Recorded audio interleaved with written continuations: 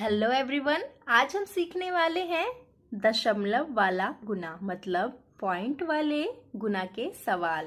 तो चलिए शुरू करते हैं। सबसे पहले आपको मानना है कि ये पॉइंट है ही नहीं।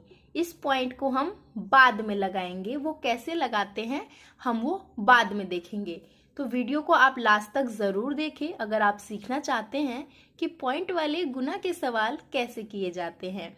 तो जैसे नॉर्मल गुना का सवाल करते हैं ना, सेम वैसे ही आपको नॉर्मल गुना का सवाल करना है। तो चलिए शुरू करते हैं। 2 छिक्के 12 का 2 हासिल 1। 2 पंजे 10, 1 हासिल जोड़ेंगे तो 11 हासिल 1। 2 चौके 8, 8 और 1 हासिल जोड़ेंगे तो 9। 2 सत्ते 14 का 14।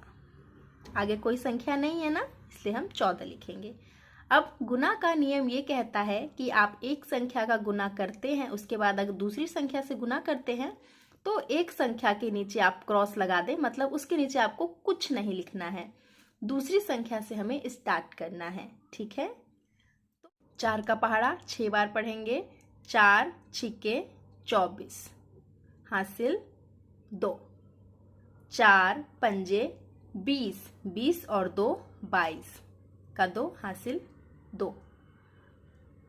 4 चौके 16, 16 और 2 18 हासिल 1।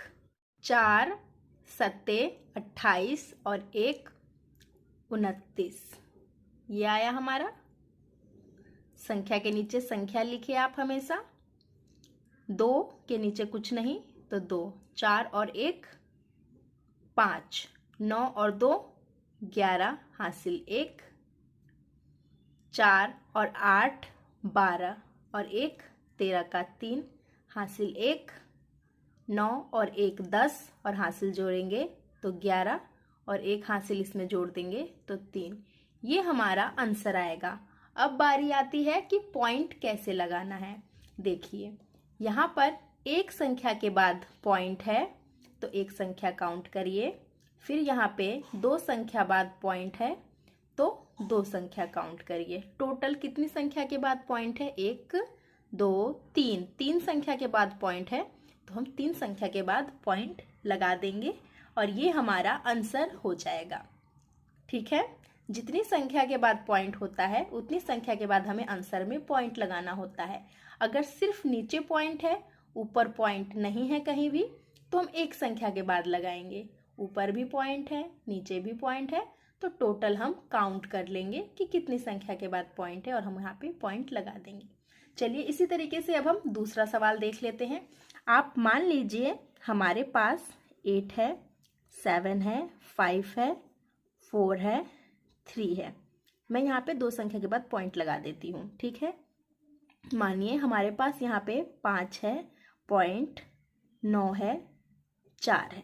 ये हमारा सवाल होता है। मान लीजिए ये हमारा सवाल है।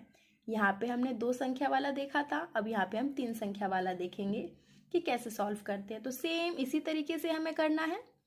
पॉइंट को हम बाद में चेक करेंगे कि कहाँ लगाना है।